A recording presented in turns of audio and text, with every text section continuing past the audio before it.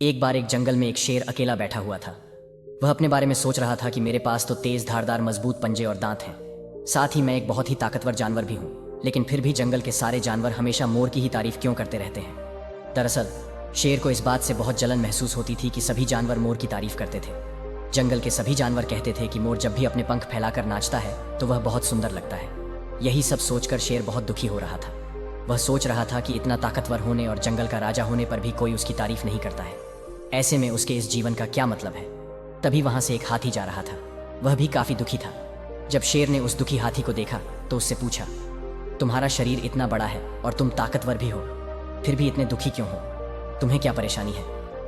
दुखी हाथी को देखकर शेर ने सोचा कि क्यों ना मैं इस हाथी के साथ अपना दुख बांट लूं। उसने आगे कहते हुए हाथी से पूछा कि क्या इस जंगल में ऐसा कोई जानवर है जिससे तुम्हें जलन होती हो और वह तुम्हें हानि पहुंचाता हो?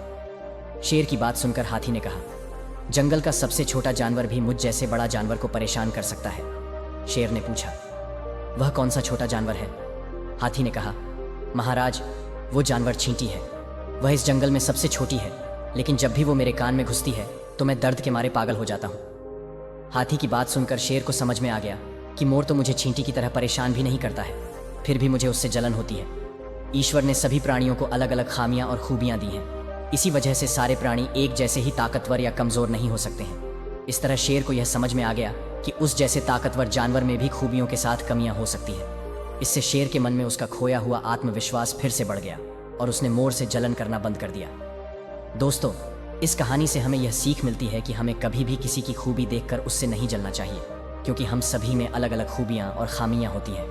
तो अगर इस कहानी को और भी लोगों तक पहुंचना चाहते हो तो इस वीडियो को लाइक करें ताकि YouTube ज़्यादा से ज़्यादा लोगों तक भेज सके। अगर कहानी अच्छी है तो चैनल को सब्सक्राइब ज़रूर करिए और कमेंट में बताएं। मिलता हूं मैं अगली बार ऐसे ही कहानी के साथ। धन्यवाद।